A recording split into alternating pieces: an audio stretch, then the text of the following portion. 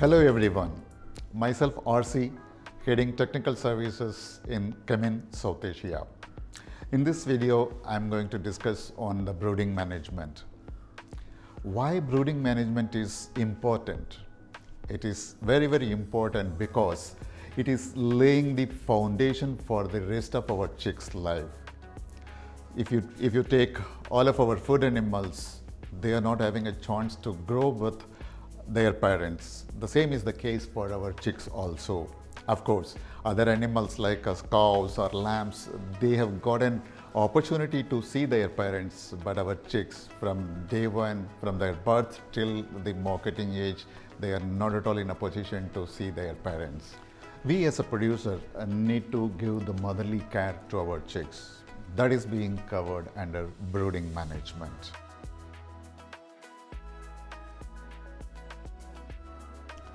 In any management, we should ensure that there are no flaws. In brooding management also, there are flaws. Here the flaws, what I'm referring is not the imperfections, but these are all the areas where we need to give attention. Flaws, if you take F, it is for feed, and L, it denotes about light or temperature, and A, it is for air and ventilation, and W, it is for water, and S for space, and another S for sanitation and biosecurity. Let's see the S part in the flaws. Yes, it indicates sanitation, and the thing is, we need to prepare the chick house ready for the arrival of the new chicks. So once the chicks are lifted for the market, we need to do the cleaning and disinfection. Here, what you are seeing here is C and D. You can wonder why C is in capital and D is in small letter. Because C, it denotes cleaning. That is really important. Unless otherwise the cleaning or decontamination is 100%, see, the disinfectant will not give an efficient action. So that is the reason why cleaning, I mentioned C in capital and D is a small letter. So yes, we need to take care of the decontamination process. How can I choose a disinfectant? When we are planning to choose a disinfectant, we should see that that particular disinfectant is active on the major pathogens of our poultry. That means bacteria, viruses, fungi, as well as on protozoa.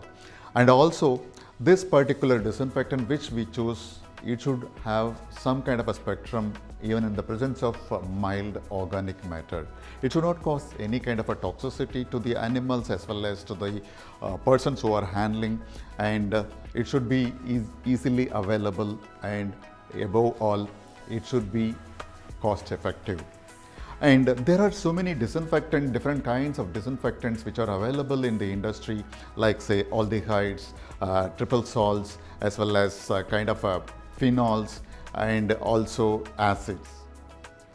What we need to do is we need to select, say, at least some 3 or 4 different kinds of disinfectants amongst this group, like aldehydes, peroxygen compounds, triple salts, as well as on the phenols, and rotate those disinfectants.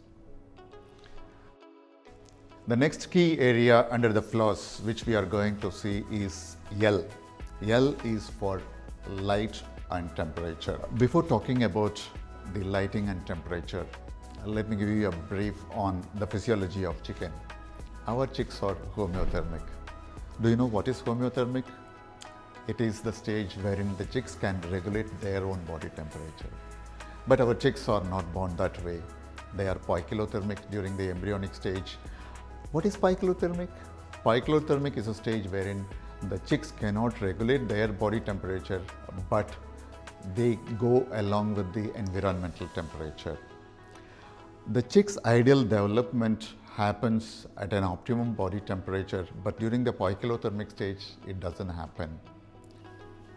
For the embryo, the process of transition from poikilothermic to homeothermic, it takes around say some 5 or 6 days. That means from day 19 of the embryo stage till see the 5 or 6 days after hatch. Especially when our chicks are from the small breeders, it takes additional 24 to 48 hours. So that is the reason why we need to give enough attention during the brooding period, especially for the first 5 to 7 days of age. We need to take care by way of giving the optimum body temperature.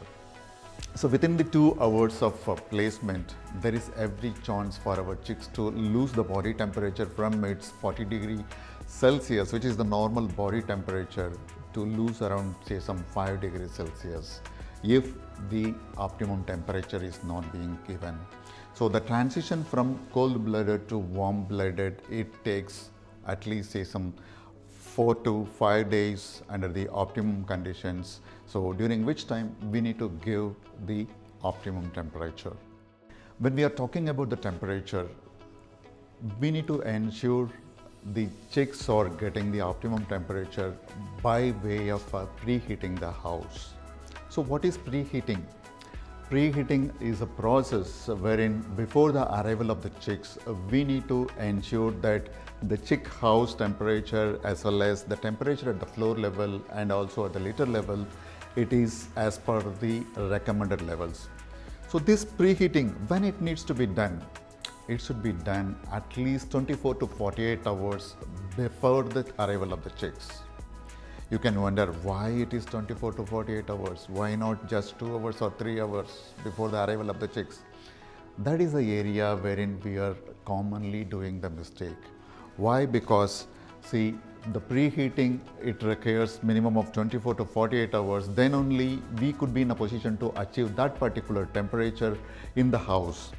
If we are using a gas brooder, we need to start at least 24 hours before the arrival of the chicks. If it is going to be a pot brooding, we need to ensure that the pot brooding, that is preheating starts at least 48 hours before the arrival of the chicks. Preheating is also very essential when we are considering the chicks from the young breeder flocks. Why? Because the chicks from the young breeder flocks have got larger surface area, so that the heat loss from them, it will be huge unless otherwise we are giving an optimum temperature. So that is the one area wherein we need to give much attention when we are getting the chicks from the young breeder flocks, comparing the larger chicks from the older breeder flocks. Here are the few pictures on the brooding management. What is the requirement for the brooding? We require either gas or coal for giving the brooding heat. As far as gas brooder is concerned, one gas brooder is ideal enough for 1000 chicks. And for the pot brooding, see, you need to have some kind of a 30 kg of coal for 1000 chicks. So that is the ideal recommendation. The picture here shows the wrong angle of the gas brooder, so with which you can see our chicks are not so comfortable and they moved away from the heat source. The picture here, it shows the right angle of the gas brooder. That clearly shows that our chicks are comfortable with this particular temperature and humidity. Both the low temperature as well as the high temperature, they are going to affect our bird performance. What will happen is our chicks will be dehydrated, there will be unevenness and also poor growth rate.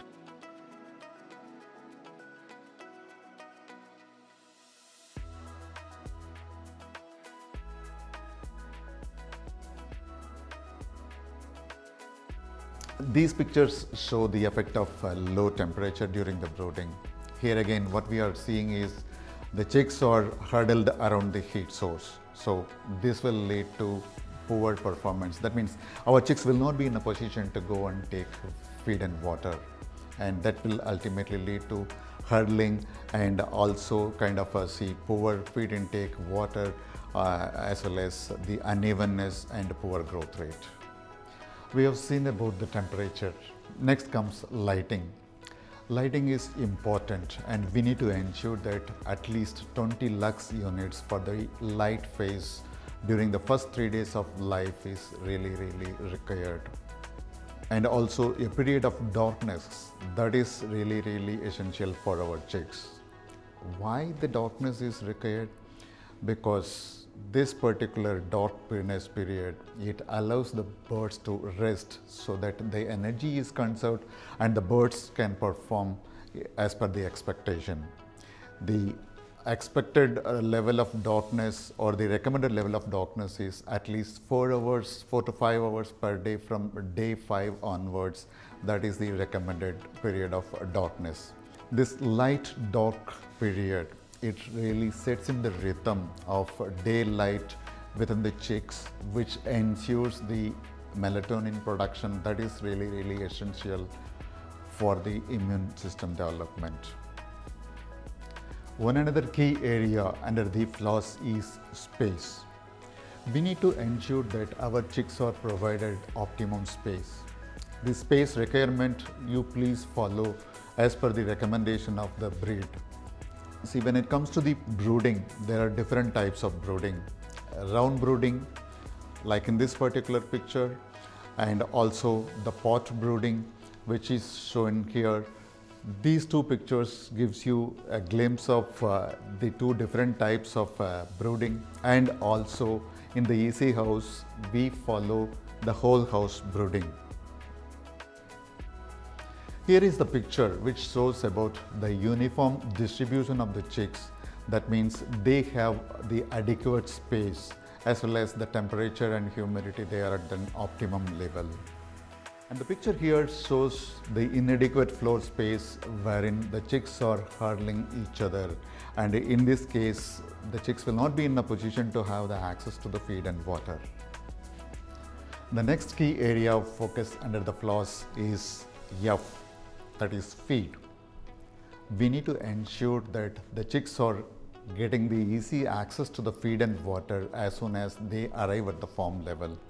What happens is, if we delay the access to the feed, our chicks will be deprived of the feed, and that leads to the poor development of the villi, poor development of the crypts, as well as the decreased number of the enterocytes. So that ultimately will be having a greater impact on the performance of our birds in terms of a poor feed conversion. And we need to ensure that the correct number of feeders are provided as per the recommendation, so that birds are having an easy access to the feed. And as far as the brooding time is concerned, during the first 3 days, it is recommended to have a paper feeding, like which is shown in this particular picture. So the paper feeding, that helps the birds to locate the feed as soon as they arrive at the form level. In addition, if you are giving the feed on the trays, you please see that the trays are given with the gourds, so that the chicks are not entering onto those trays, which is shown here in this particular picture. In the case of feeding our chicks, for the first 3 days, it is recommended to have the paper feeding. This picture shows the paper feeding, wherein the feed is being sprinkled over so that our chicks can be in a position to have an easy access to the feed, and they can easily locate the feed, so that the appetite development will be perfect. One important thing which we need to give attention is this paper feeding. When we are doing it, the paper needs to be removed on a daily basis. Otherwise, the droppings will be there on the paper, and there is every possibility of the chicks to pick up those droppings. Ultimately, it may lead to kind of an infection. And the pepper feeding is recommended for first 3 days of its life. And here are the few pictures which shows about the pepper feeding in the EC house.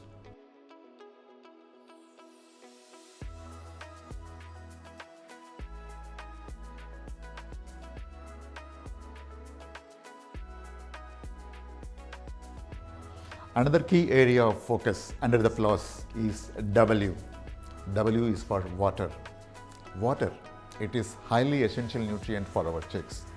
But in reality, are we giving that kind of importance for the water?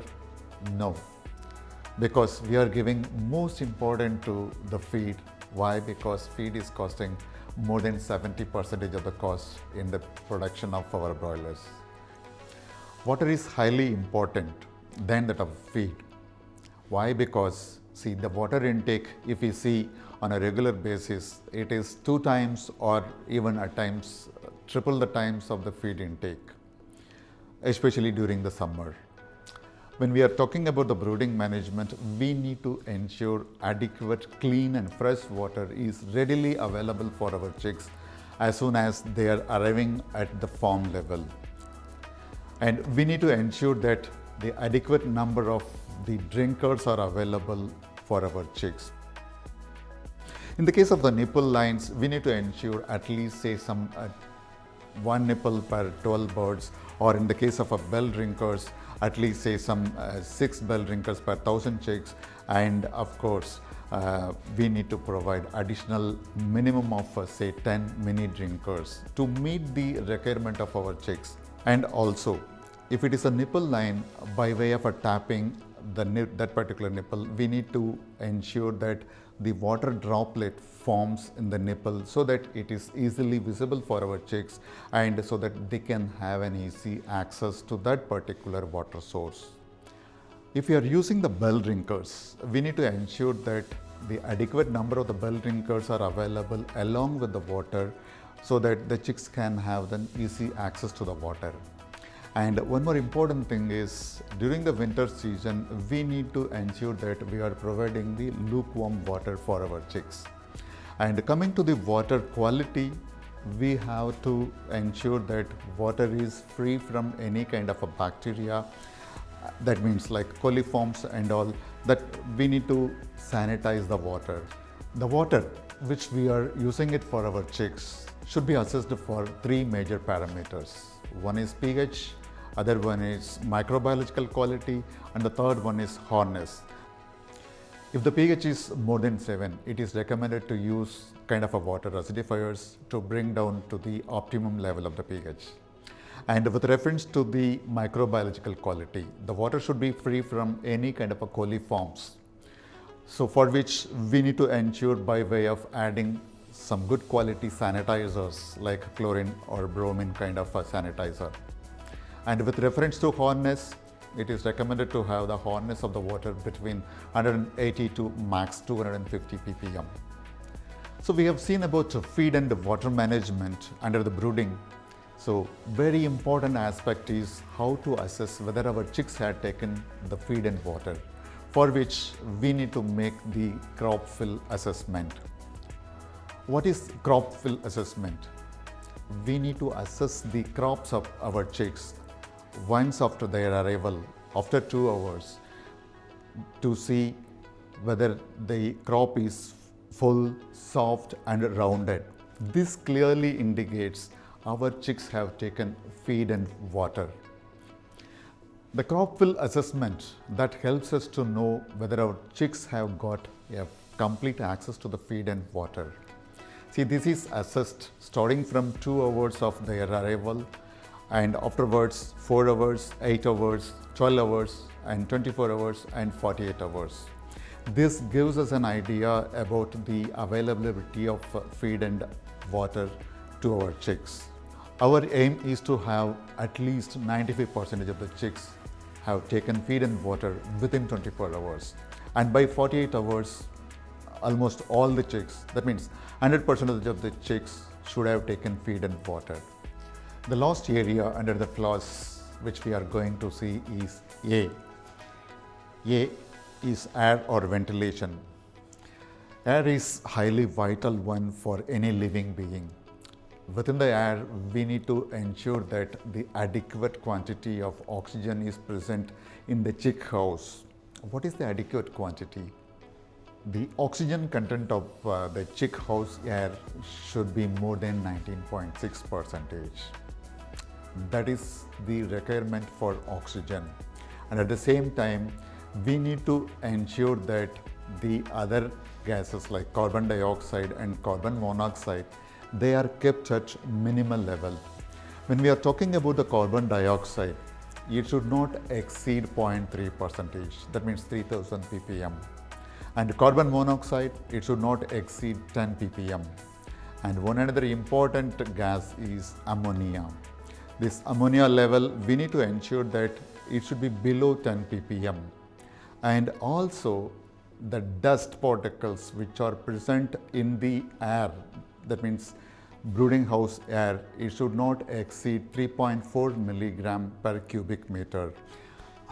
These are all the requirements for the better performance of our chicks during the brooding stage. And if we are compromising on the air quality in terms of oxygen or carbon dioxide and carbon monoxide levels or ammonia levels, that leads to kind of a development of ascites at a later stage, especially which is visible after 3 weeks of age. Now we are ready to welcome the chicks in our farm. When the chicks are arriving, please see that you are getting the chicks from one single source. And once the chicks are arriving at the farm level, place them immediately without any delay. Before which we have to ensure that the drinkers and the feeders are filled with both water and feed respectively for the easy or early access to them. If the chicks are arriving in the late night or early morning, please dim the light to avoid any kind of stress to the chicks. Chicks are transported from the hatchery and there is every possibility for them to travel for long distances, and we need to provide some kind of nutrients when they arrive at the farm level. That can be done by way of giving the nutrients in the water. Once after placing the chicks, allow 1 or 2 hours for our chicks to get acclimatized to the new environment. Monitor the distribution of the chicks very closely for the first few days. Especially for the first 2 days, one needs to walk inside the house once in 2 hours to see the behavior of the chicks. And also it helps to ensure the availability of the feed and water and the behavior of the chicks, and if there is any kind of a dullness is observed, we can give an immediate attention to our chicks. We have seen in the beginning, the brooding management is the foundation for the rest of the chick's life. If the foundation is stronger, you can expect a better performance in terms of excellent body weight, uniformity, and also the FCR. If the foundation is not so stronger, the birds will not perform as per the expected level. Here are the 2 pictures which shows the right start, it gives you the better performance, and the bad start, it doesn't give you the better performance.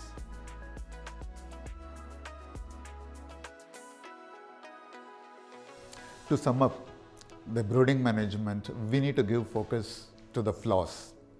Here the flaws which I have explained, these are all not imperfections, but the areas wherein the imperfections can happen. Hope you had a great time. Meet you soon in the next session. Until then, bye from RC.